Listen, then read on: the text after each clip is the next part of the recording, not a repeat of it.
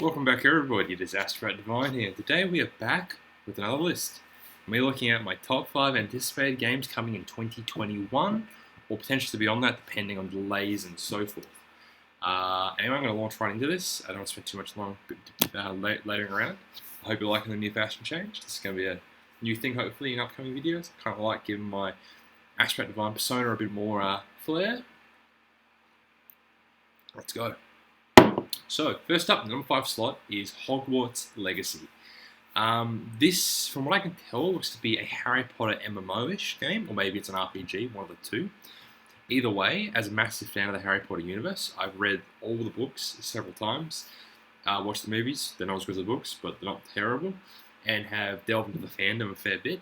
I'm a massive fan of it, and I'm really hoping that we're going to see a time period that is not shown in the books or movies, or if anything, at least give us during the Wizarding War, or potentially Grindelwald's time. That'd be cool.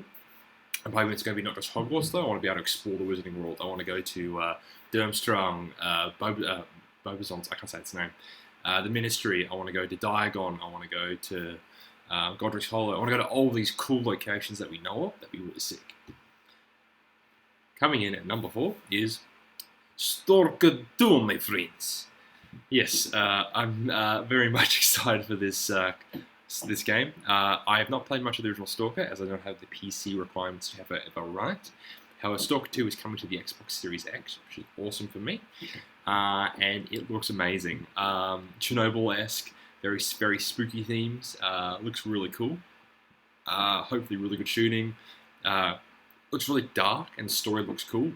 What we've seen of it. I'm really excited over this one. I've got too much to say on it because I'm not too familiar with the lore and the worlds, but it's just a game that when I saw it, I was caught, and it definitely is one I'm really looking forward to. Coming in at number 3 is Resident Evil 8 Village. I cannot wait for this game. So, for those who don't know, Resident Evil 7 won my Game of the Year award for that respective year. I think it was 2019 or 2018, one of the two, but it won Game of the Year for me. And RE8, I'm hoping might be the same here. I loved Resident Evil 7, especially the VR mode. I'm hoping it's in 8 as well. Happy it's first person. I'm fine to see Ethan return.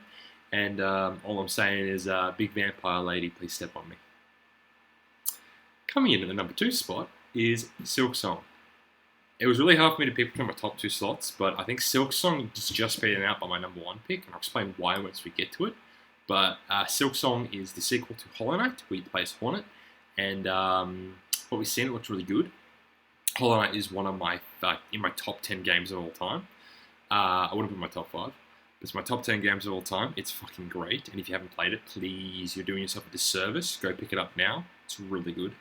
But this was meant to be a DLC at first, but then was turned to a full-fledged new game release, and I'm really excited to see that thing come out and come to full fruition.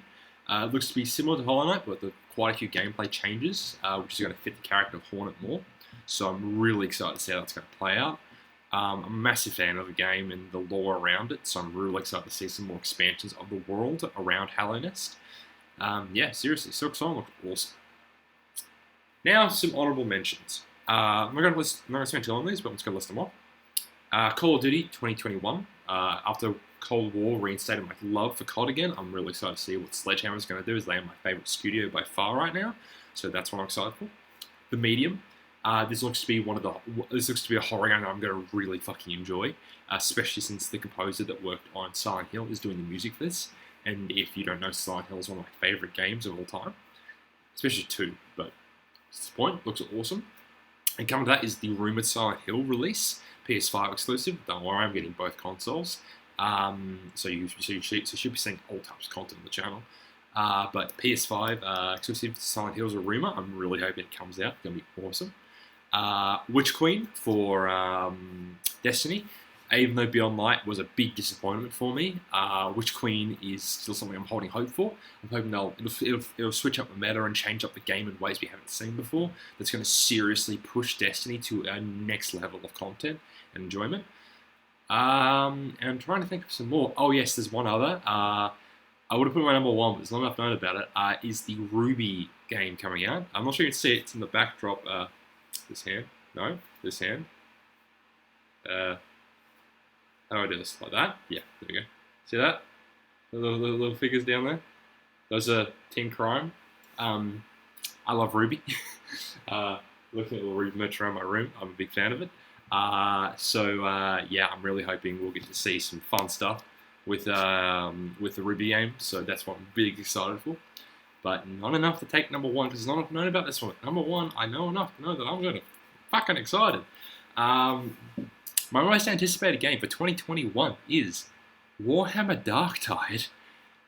Oh boy, I'm excited. I got into the Warhammer hobby. Well, I started looking into it mid 2020.